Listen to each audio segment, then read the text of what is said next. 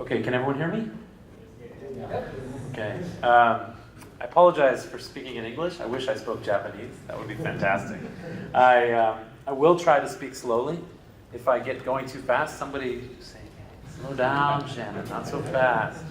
I am known for getting excited about software and Rancher and cloud computing and everything, so bear with me.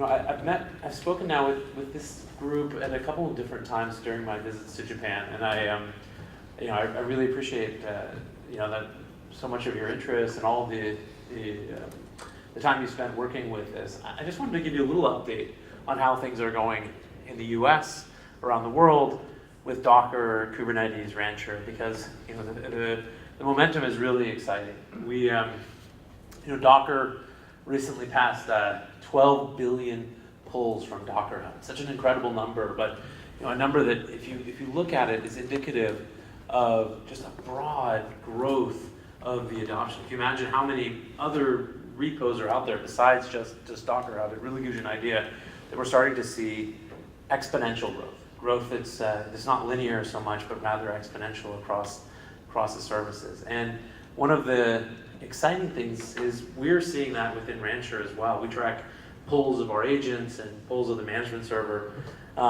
When we first started, it took from March of last year till September for us to hit 1 million downloads of Rancher, which was really exciting. Agents and management servers and everything.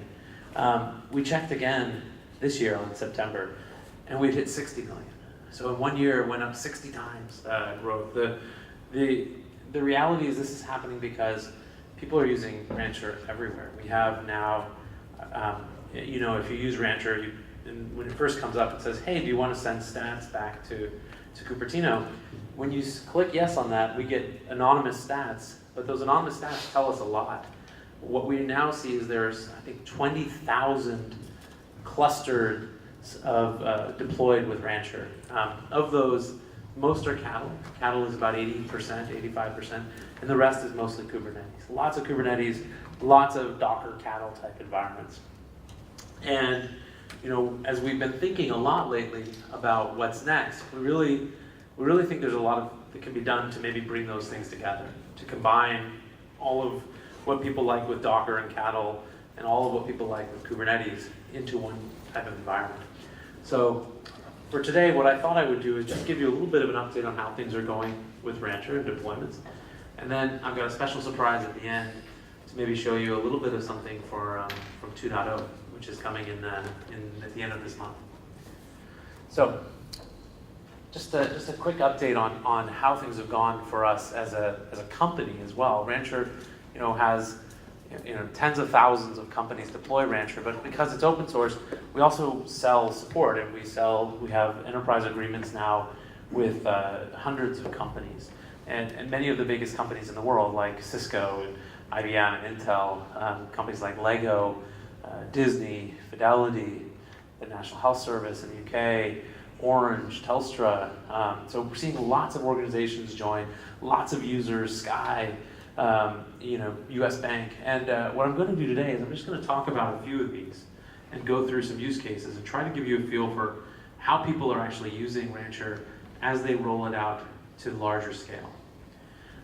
The first one I want to talk about is one of my favorite stories. It is probably the least sexy industry in the world. This is steel.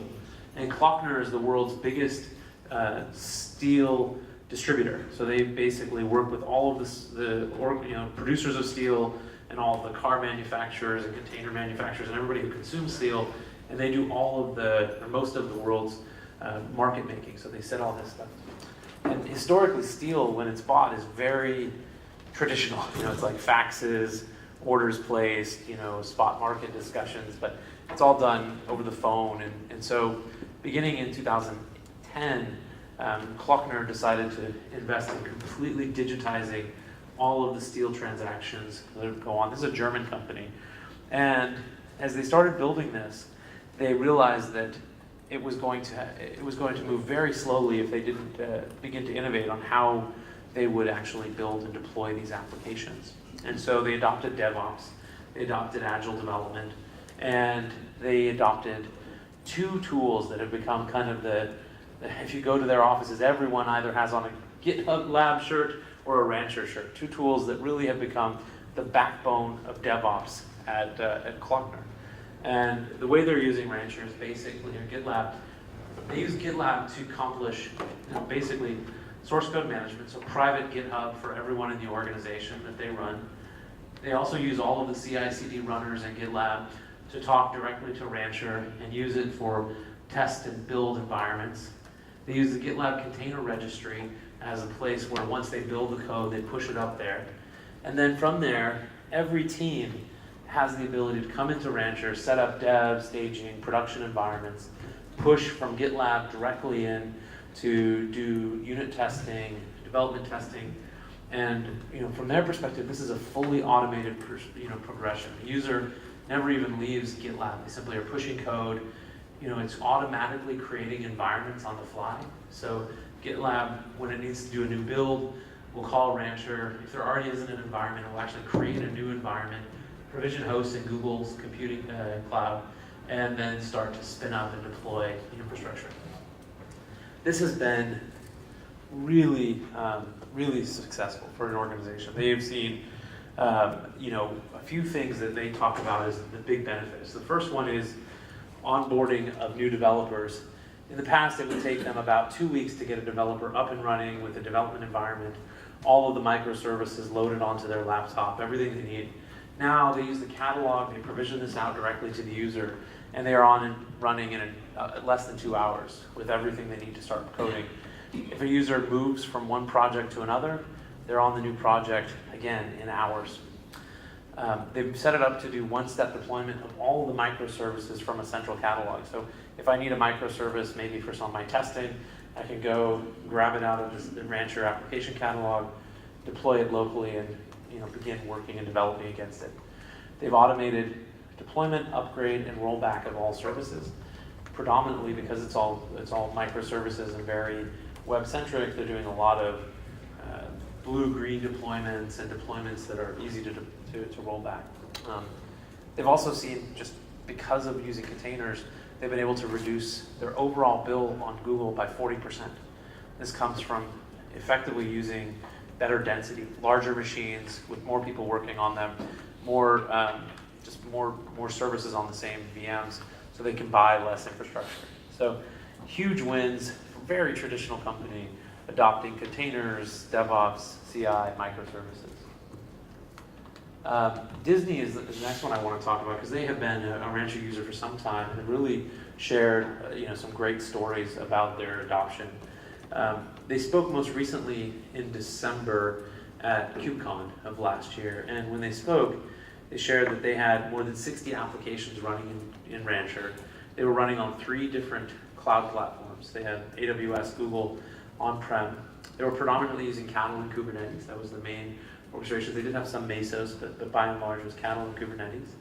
And as they've moved, what they've really been doing is incorporating more and more teams into the platform.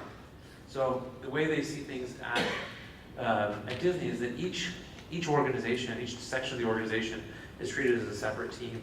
And a team could be maybe working on the new Star Wars movie, or maybe they're working on an Avengers movie, or they're working on something. These teams have access to a common Rancher system that's then connected to a whole bunch of central IT functions. So IT manages the registry and centralized monitoring, all of the credentials for the cloud systems, all of the compliance requirements, RBAC, etc. is set by central IT.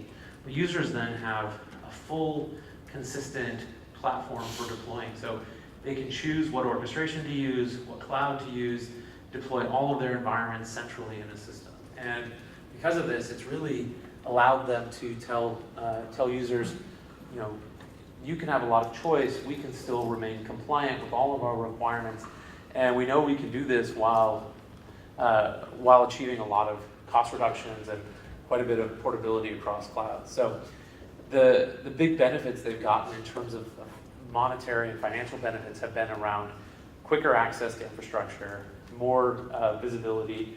They talked in the meetup they gave at KubeCon, they talked about Doctor Strange, the movie Doctor Strange, It was just coming out, and there were lots and lots of changes at the very end to all of the web properties. So they only were able to really deploy the full website for Doctor Strange with 1 day of testing. So they had been working, and there were lots of last minute changes. But with containers, they were able to do that, get it out, deploy it, and then come back over the next few weeks and make tweaks and changes very easily while the system was in production. So basically, they have visibility now across all the clusters. They can achieve much quicker deployments and much quicker upgrades of the system. So the other one I want to talk about is Sony PlayStation. Sony has been very public talking about how they use Rancher since one of our earliest meetups. The PlayStation Network team has been using Rancher to empower developers to build all of the services that go onto any device. So obviously what sits on PS4, but also any PlayStation Network services on phones, on set-top boxes, Rokus, any type of system that has access to Sony PlayStation Network services. All of those teams are working in Rancher. And the goal with Rancher at Sony was to improve the productivity of the developers. They wanted developers to be able to easily find any services, create them, and then launch the service in their own environments as necessary to develop and test whatever it was they were building. So they have two kinds of developers at Sony.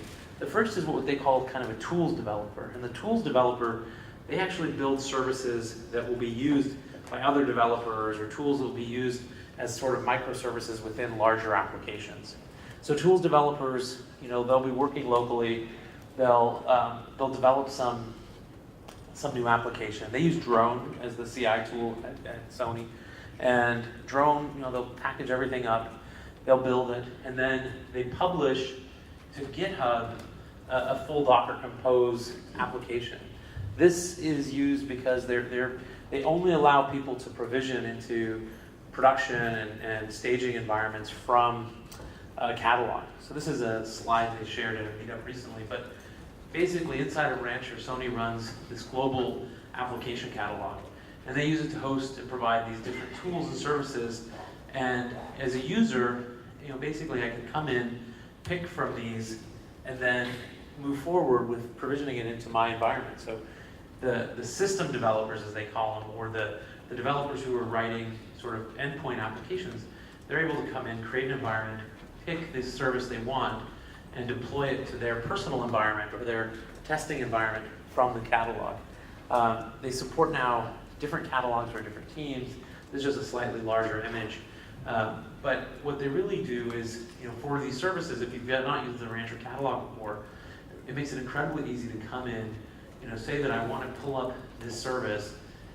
It'll open up a configuration window, basically expose the YAML files that will just drive that provision and allow you to make configuration choices. So they're able to customize the deployment of the tools and deploy it in their service. The results have been basically for the users, they all have self-service access to all the tools they need. They're talking about hundreds and hundreds of developers deploying thousands of containers every month as they do testing, as they build new applications, as they build new services.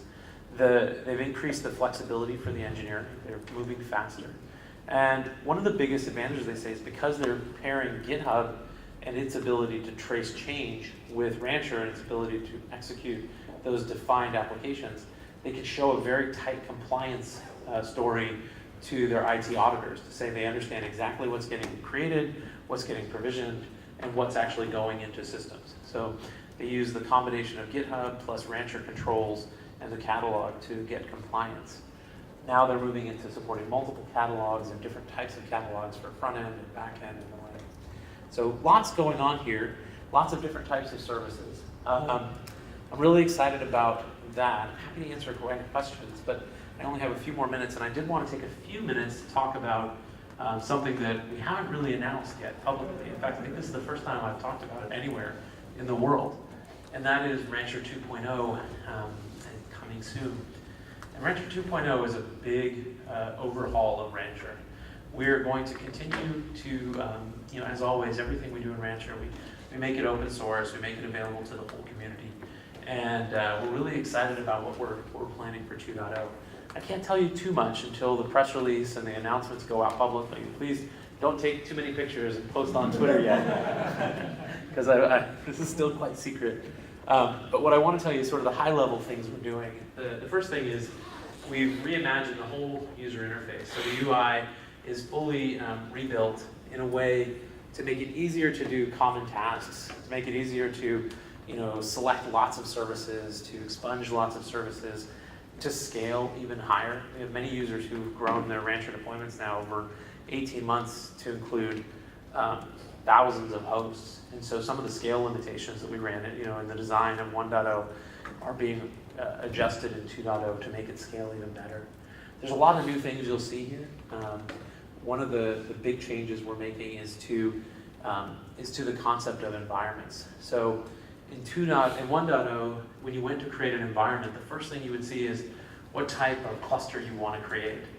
With 2.0, we're doing less of that, and we want to make the clusters effectively the same. So whatever type of cluster you want to use, the user experience will be consistent. And your options will be more like, do you want to take a cluster and deploy it yourself based on just like we would today, where you add hosts and we start to build a cluster for you? Or do you already have a Kubernetes cluster, for instance, and would you like to import that into a Rancher? So beginning with 2.0, you'll be able to either build your own cluster or import an existing cluster into Rancher that you can do by just clicking and doing a little thing. I've got a little demo here to show you just how this would work. This is sort of what we're changing, and as a user, you can come in here to select, like, use my existing Kubernetes cluster, and we'll just give you, just like it does today, when you go to add a new host or add a host that you already have, it'll basically give you a Kubernetes command that you can execute on the machine, and immediately that machine will become a new environment, a new cluster within Rancher.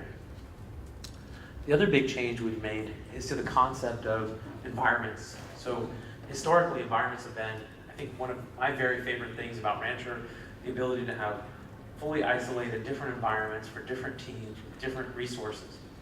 In 2.0, we're going to add another layer. So we're going to have two concepts. We'll have clusters and environments.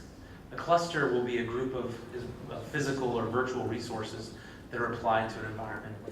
An environment then will be a set of containers and access privileges for those containers. So if you can imagine, when I come into a cluster, I could very easily then see multiple environments running within that cluster with different privileges. And each user that's part of one of these environments will be isolated from these other users, even if the resources are the same.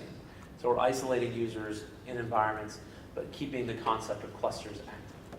So you can add clusters, you can add environments, you'll be able to manage all of those. You'll be able to quickly see the clusters and environments that make up your system. So we're doing a lot of changes there. And we're really, really investing in Kubernetes with 2.0. We believe Kubernetes has become quite stable, quite reliable, and what we want to do with 2.0, this will be, we'll talk about this more over the next few weeks, is we want to pair all of the usability of cattle, the ability to use Compose, the ability to use Docker run commands, the CLI, the APIs. We want to make all that experience work on top of Kubernetes. So as a user, your Compose files, your catalogs will be able to run on a Kubernetes cluster just as they run in any other Rancher cattle environment. So we're going to bring those things together. As part of that, we expect to really make it much easier for people to adopt Kubernetes. And Kubernetes' powerfulness is very well agreed upon, but it definitely still has a very high learning curve compared to just using Docker on a laptop or using cattle. So we want to bring those things together so that we can standardize as much as possible on Kubernetes as an orchestration layer and make it very easy for teams to run and deploy their workloads using all of the existing Compose and cattle services. Lots more new changes that are coming. Things like, I'll show you a little bit here. The concept of host templates is a thing that you'll see in Rancher. Lots of things like multi-select, purge environments, and just lots of cool stuff. If you go to sort of a host tab now, you'll see that we have sort of a new user interface and experience for managing your containers and your hosts. We've kept all the traditional kind of concepts that we've had, but just added more that scale a little bit better. Under Add Host, you're going to see some new exciting things where you can configure host templates and then provision against those. So make it easier to pick and choose the type of host you want and provision it. So lots of work going on. I don't want to talk too much about it, save some of it for the announcement that's coming up. But I'm very excited about it, and I certainly look forward to getting all of your feedback. The timing for 2.0 is end of this month. So what we'll be releasing then is really just the tech preview. It's the first release of 2.0. There's a lot more coming over the next couple months. So for production, for any deployments right now, 1.6 is going to be a long-term support release, which means we'll continue to improve it, we'll continue to patch it, we'll continue to address any security issues. But most new features will be 2.0 features. They'll be going into 2.0 as the platform going forward. I think I covered most of this. We're going to bring together our current catalog and Helm 2, which is the Kubernetes concept of the catalog, and merge them into one thing for the users. So lots going on there. All of the Kubernetes API and dashboard will continue to be available. We'll just make it easier to understand the health of Kubernetes and to manage the health of Kubernetes from within Rancher. And we're planning to do some really cool stuff around monitoring, logging, and CI over the next few months as well. So be prepared to see a lot of change on 2.0 as the releases go. With that, I will say thank you for all of your time. And if there's any questions, I'm happy to answer them now, but otherwise, thank you very much.